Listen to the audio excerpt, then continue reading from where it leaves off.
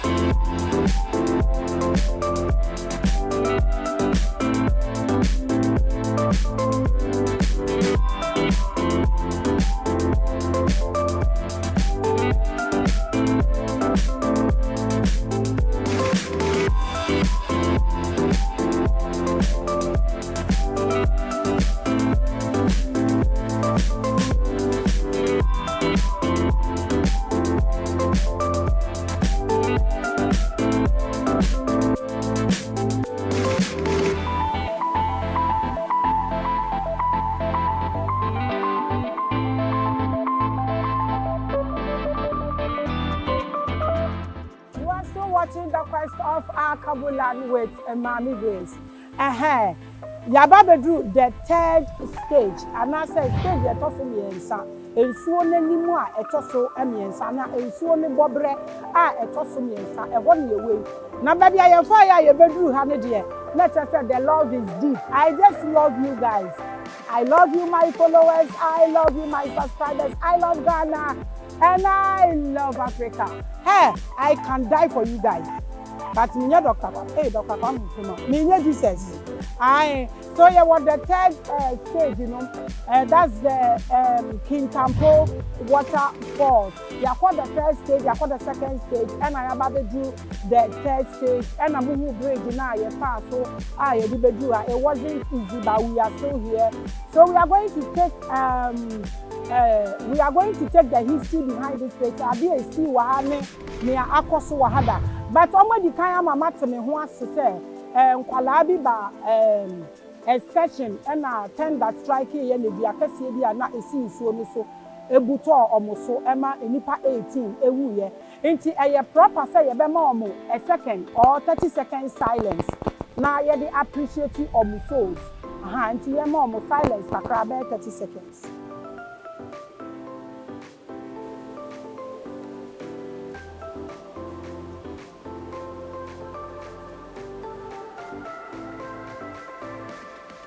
Yo, enti aya kan yenka enfa nche abusua ana awofo eya na mom ye kan e de che omoden ne ya che nkwala no susu ekra enkura ne se ba bi omo wo bia onyankopon te bia mpo enfa omokra enfa ensie yie wa wo ba wo kire wo ba wo mu so ye suma ya akọ ana ye suma shede e de ba bia wo bia.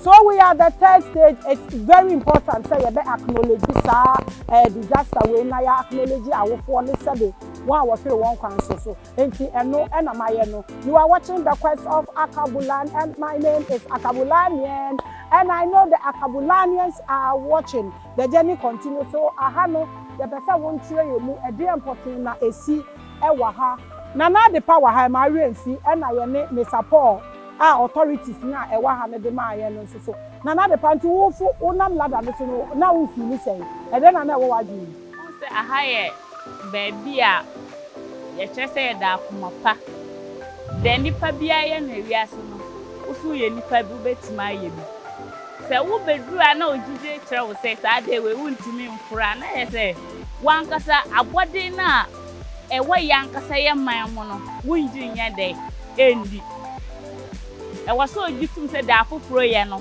wo betima ye bi e wo so ojitum se de obi kwan obi fa so odru ya wo so betinya afa ho adruo nkofo bebre kwan omo fa so ehwi aso omo ntimi nsware eye omugidie batiasen so wo do o man Ghana wo do wa fefo no wo fa wa no nye de enka ne keke dodo na bedi adanse se kroma kra nya dodo na na timi he de every bi kra bi brother obeja me so ka so do discuss so kwa ntimi group nti ye de atu ya mu se ye ho odin but usu de ye de enyo obi ada ba wi so ba bedi ye obi de ni se obeboa ma afoforo ni ada ho obeboa ma afoforo mom afa ne so ayeye nti wotimi furu sa de we si bombe me ni age e wo ho e na hohu mo aso no omani age na kese wotiri mu kwan na odi ye dem wodi bae enyo obi na timi ye de e bo wura fiase but mama great bibi kan ho wane ne boys no ya timi akwa we na kese wanu so wa bili enyo obi na timi ye de so that's na the first opinion or say ya be magala for ya ba abi ama Africa for but ni na no eye odo ena manipa egani nyame nti do nipa enti Mr. Paul o de say wa futa die mbita ahwe obi afi won so da obi afi nti da ede be pa no obi afo ade we asi a eye mo sere na eye mo wanwa. Okay, me kai say me the one black American no mo ye couple obani bema na me na mdo mo faso na esere so na esan so ye areho ye lady no me wu bi say pani asu a ni so ne hwendo nyina abada e wo so ha wa bre enye easy suma ma sakora no wu ka ka ba wu keep watching the quest so I have me the petenya abaka from okay we say you started from the first stage of the falls. You started from stage 1 2 and I had a main waterfall. Maka say occasion, we say a weekend. We say tourists no, a bit more to see how we move so nam plan so me dey. Eba, say ke occasion na, ka ha ne adaje. Enso no free ha, join black voter. Ewo, your white voter you pay, black voter so you pay. If you want to join black voter. And now, 82 feet high. 82 feet high. So then we can also run the third highest force in Ghana. Ultimate Dario baby, I say happy. And I'm about to be then a Jerry. And I said, over Jerry for safety. Say, Osha socks. We say, no socks. If you have to be with Jerry, the Pabwana, near Coho. I swear true. It is say, we say, we more share, we get to see. By one my account me say oh hano and our bounce when you boom sa aya and penny say ebe dry nti orientation was so say oh flow mo what ma obi sa but me aba by so we see so ni die e ti wade nana no mo yen den empesa and how so na ebia we dey say they can yen kai awfo no mo yaw ana ko ehye si wa ha 2017 yes no obi ahwe ase e bi pida and I'm so ma yesi bi say no na bi su ejeyi and I'm so ma how so nema apeja ha ama nema so aye den atisa e wo ahanom nti aha so ye adware bre bia obotumi so abetena ha abompa yes aha se wo ba on dem ye wo say da bi se wo ba na wo dware na wanye o ya na say one ba so yes sliding a favorite of it all yes it say on say do mo ye sa pepe and I want to say oh ye na say obi ba e say otumi ketimi say me ba yes I want to me abe say obi aso me no to abedani aterko ho nyina ya aburo nti bia na meka ho asem eni we na aboatia no aha na ye omoda tokuro we ya tokuro ye wa ya bi so ye den e wo ho by most of them ya mu wo so e bi ene no ye nya mo mpan say ene na nyame ya adom na ya tumi adwen ahu bi e wo so omo wo bia ne so yes emu ene so we say kobra say aha no ye din a no pie ba no mi hu amo a nani je sada o dware rough abo o dware ero ma ba tu me me dey me pen wa asamo the one me do one oh fine eno crampo no ya in time for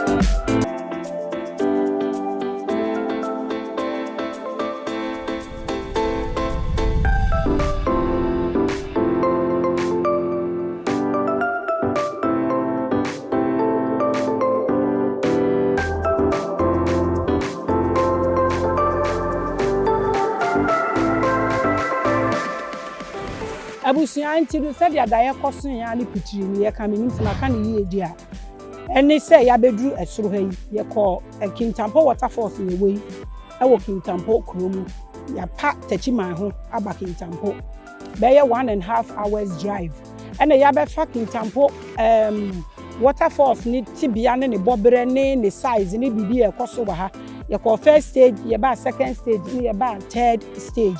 Muhu ya yeko ma yeko ho ina and ya ba bedu so a. Na ade ba ko na ya me ma entwa maso.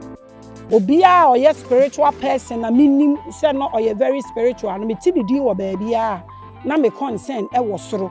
It say if you want to get to the highest level of spirituality, you respect those who broke the grounds and also the masters now also said they had something na unya nanka ope. I read Osadefo Dr. Kwame Nkrumah books for spiritual purposes, not for political purposes, because I'm not political, but I am everything spiritual. Until you drew hand ye who say yes mango diabi onu no dua ye da so siwo be si nne ebi adua ama edua ni mpo amfefepo na ye wuwu na hyefom enti so obi adua bi na wawu kura na edua ne da so na eso na ahaban wo so ebo nhyiren adua ne ba so a na nipa no waye bi enti no ye ba na ye beto se ebo bi te ha na ya otena so ahoho ba ne ho a omo beba no na most times for spending the time e wo ebo ne so eno ho asem na me ntumi mbo mani engu so as a spiritual person is too significant for me say metwa so nti ye begina ebo no ho ebo no na wuhu na de pa na wahuri akotui otuyo wakosi ebo no so wo eho kiri enti ni ye fa ho abakwasem semu nim say ne na de pa ene Mr Paul ye nua be ma ene wa ono de ye fam nti ye pesa wo ma ye history kakra wo bo ne ho ntentem so ne yenko nti sede me sha me di kan no ahaye stone your friend Nkrumah rock nti abribia no say na before say incidents ni see na mbia kese wa ha e dey say so biti so a e dey say obehu say obi ye den that is so the much of his time said ye na ade power so omombra no na owo so say na dan ne wa ha e bia sembre wo mu a ye be fa na em say ne foundation still at that so ye den oh nti we ye Nkrumah rock nti na ye dey ladder atwere ho say ye tourist so betimi I experience say the na kwa Nkrumah nso ye dey afro kwatena so yes eye no e na soro nso so no ye obabi a oba eti say twene say the nana enya boss ru dey sana kunye bi obabi a say Kintampo nti papa pa de empa nti na ya obetena de because o hwe de ne ahampoti e wo nwura mu a na sambre no betumi asusu say de na ahate betumi so asusu hu say de na nsuo ni fulo ti de empa na papa we a obehye ha oyi papa we pa minyane sama menyane na busia me wow I would do anything to trigger his spirit and na betena me my yes she rough the man was too deep when it comes to spirituality and run ye call ayi ko na baby a epono ne ensuo river ne be hia no wa ye adwaye wo hɔ na okodware papa no okodware wo hɔ ye den me nyina fa nkwa adwendwem spiritual people am organ na mo research me hwehwɛ obi a obai obey spiritual nti mo pese mo kwosoro that's why I'm falling off on the road and we dey anya kuti ebi ne yebo ne ha enti that's Nkrumah rock in Kintampo Waterfalls aha ane yaba bedu nti aha ne yede ye Kintampo Falls tour ni nyina yede besi you are watching the quest. My name is Maame Grace. You can call me spiritual tourism and a tourist minister and I ni nua be ma Paul na de po no otua soro ho me se mo hu ba bi otua ono ni me oje ne ho na otua soro ho no nti no aha ane yede Kintampo Waterfalls and sem ni nyina ebesi ye toa so the journey continues. You are watching the quest of Alkebulan. My love to all the Alkebulanians, and I am Alkebulan.